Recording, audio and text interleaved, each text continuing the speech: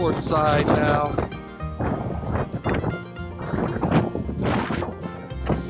Definitely rough seas. Don't know if this is normal in this area, but I know in North Atlantic, crazy. Boy, now that we're out of the protected area, that bay, that inlet, it's picked up. It's breezy out here. As you can see, some pretty rough seas. But it's a big boat with stabilizers. We're feeling it.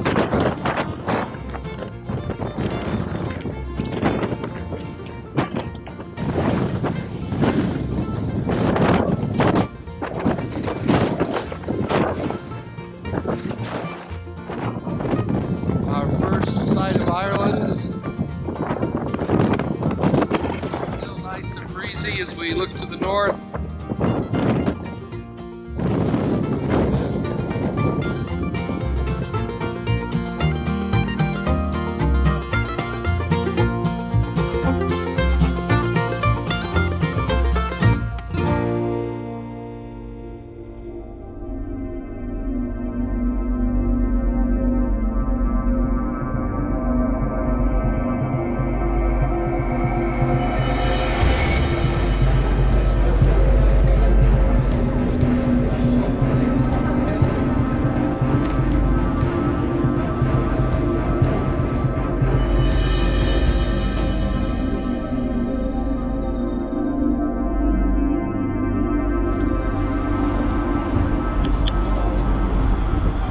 Colours and diversities. Now, nothing in Belfast gets called by its proper name, so although the proper name for that is the Thanksgiving Beacon, everybody calls it Nulla with the Hula. So if we put our hazards on, we should be okay. If we see a parking warden or a red coat, they sometimes move you on. Our main theatre here on the left hand side, the Opera House, designed by Frank Matcham in the mid-1800s. It carries all the large shows from the West End and Broadway. So this is the International Wall, and these murals change constantly to reflect current mood and opinion. That first one back there, if you look back, the white one for Palestine, is quite interesting, because we always say, as if we didn't have enough trouble of our own, we have to go meddling in everybody else's as well. But it's that. And now we're about to travel through the Peace Gates. Here's the Peace Gates in front of you. These will be closed tonight at 10 p.m. There's a double set of gates forming a no man's land in the middle. Look what they put in the middle, a New Life Church. Second set of gates here will also be closed at 10 o'clock. And we travel through the Peace Wall and into the Unionist side. You'll see the murals change almost immediately. We're taking left here. So you've got General Kitchener's army, you've got the two World Wars, the Ulster Division, 1916 at Thiepval, and you see the British flag there as well. So the murals change immediately. We could have come through those gates, but we went through the first ones today. And this brings us up along the Peace Wall. Built of corrugated iron at the bottom. And then that wasn't enough, so they brought in solid concrete at the bottom. The tin was moved up to the middle, then the wire mesh was put at the top to give it height. Now, can you imagine that we're 20 years into our peace process and this wall is still here? The two people live separately on either side of this wall. We have been very good at doing peace, very good at putting our guns and ammunition beyond use, very good at forming a government. They're all the positives. The negatives are that we haven't fully integrated in some parts of Belfast. We had the Irish flag on the other side of that wall. Here's the British flag on this side, on the right hand side there. The flag of Scotland, the flag of Wales, the flag of Northern Ireland there as well.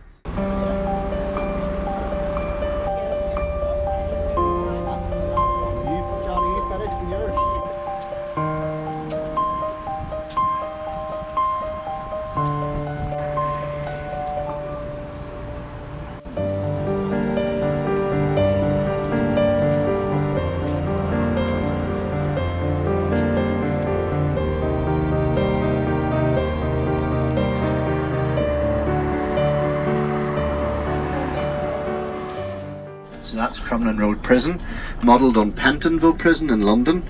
That's the administration building at the front, but behind that, in a fan-shaped layout, are the 4 wings of the jail, A, B, C and D. And our prisoners were even separated from each other in prison. So we had Loyalist and Republican prisoners in different wings of the jail. There was one of the wings that they all called the ODC wing, and that stood for the Ordinary Decent Criminals. The bank robbers and the house burglars, they were classed as the ordinary decent criminals because they weren't involved in the political situation here. Spire, do you see it? Nicknamed the Rod to God.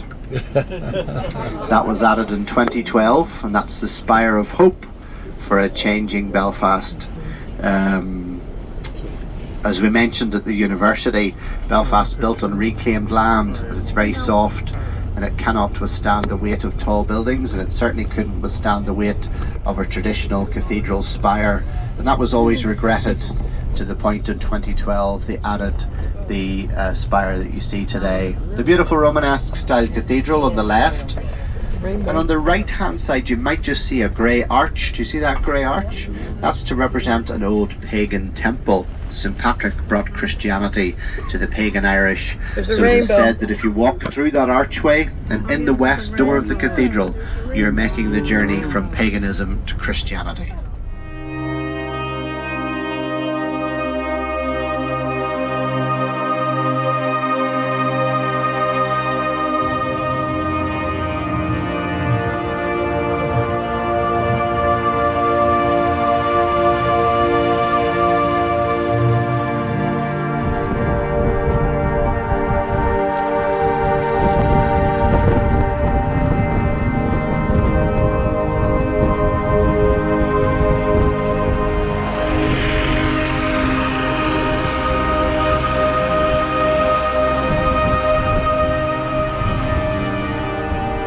A walk down the giant causeway, or the Giant's Causeway.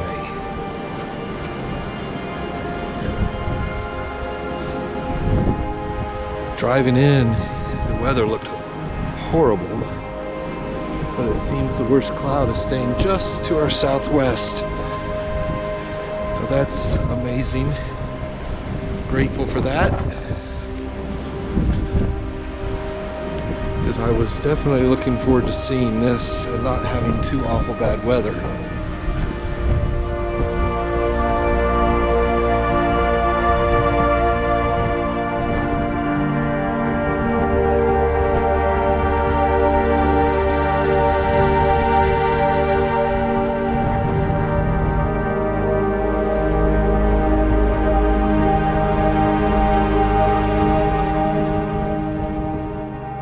This place was truly amazing, a real high point for our entire trip. I could have spent the entire day here. The walk from the visitor center down the 1-mile path to the most popular viewing area was not difficult and provided some great scenic views of the North Atlantic on the left and the steep cliff walls on the right. There was also a bus ride option for a small fee, which Donna did opt for. If you ever get the opportunity to visit here, you'll understand why early Irish inhabitants would credit a mythic giant named Finn McCool with the creation of this extraordinary setting. Check out the link in the description box below to watch the animated video from the Visitor Center about the legend of Finn, the Irish giant, and Ben Donner, the Scots giant, and how their rivalry led to the creation of the Causeway. Finn didn't know how large the Scots giant really was. When he found out, Finn knew he would be defeated.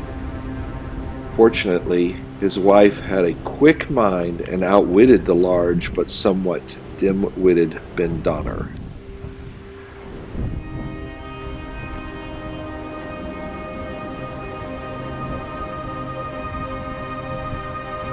Science will explain that the approximate 40,000 interlocking polygonal basalt stone columns were created by volcanic activity some 50 or 60 million years ago.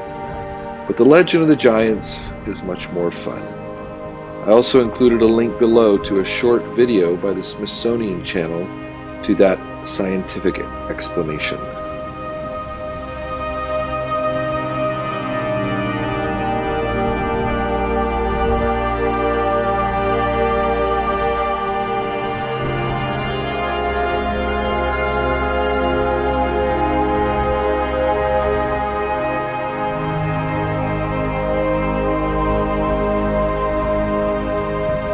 So Donna rode the bus and I walked, but I haven't found her since I got here.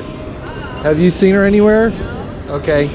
She's in blue jeans and a black jacket, so she'll be unrecognizable. Blend right in. I don't know. She's definitely not over here.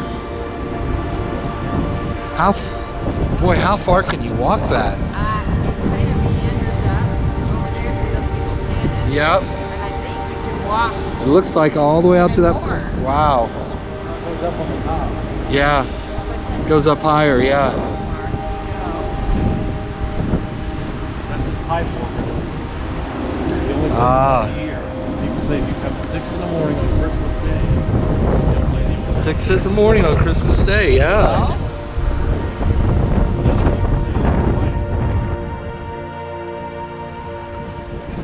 Thank you. She was hiding. I know. I said my wife's dressed in incognito. No one will recognize her.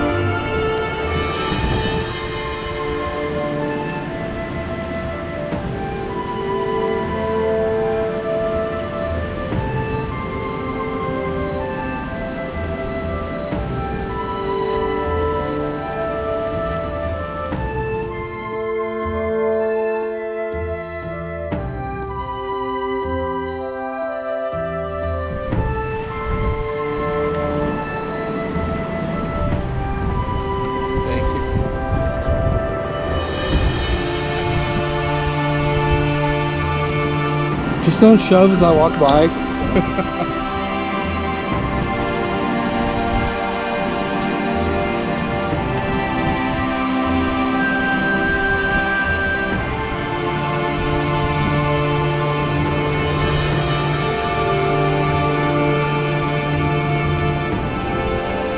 Is that the high road back? Yes. Takes you back to the... Although that would be a lot of steps to climb. Just a few shots on the way back.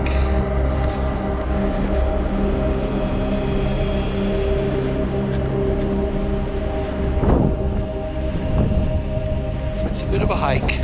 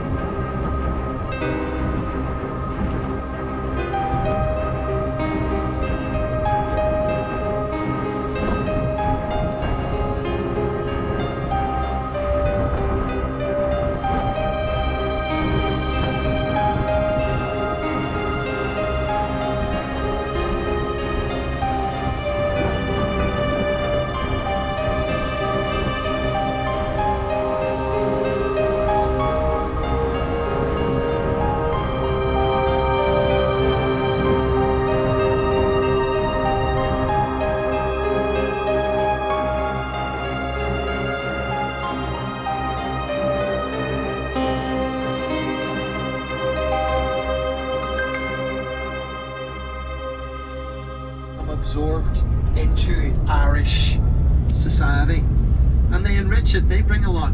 They are the people who beforehand we only had wooden forts. Then we have the Normans to thank for all of the castles that we have.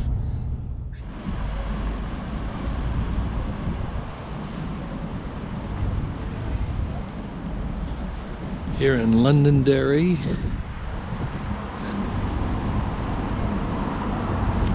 The Irish do not call it that.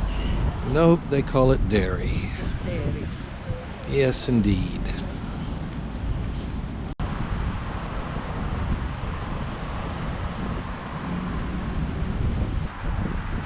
So this is the Peace Bridge connecting the Catholic side and the Protestant side of Derry and Londonderry, hoping to symbolize the connection that even with the past conflicts they can all get along.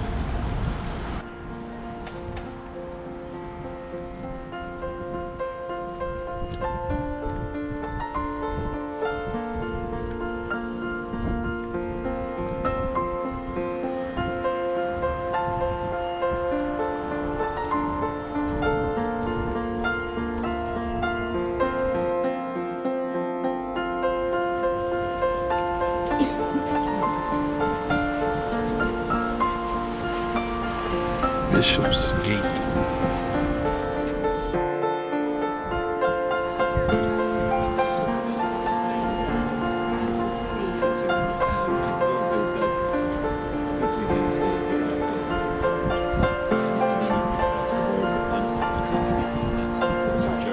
Like you can see on your way to Galway, you wouldn't have to drive through Donegal.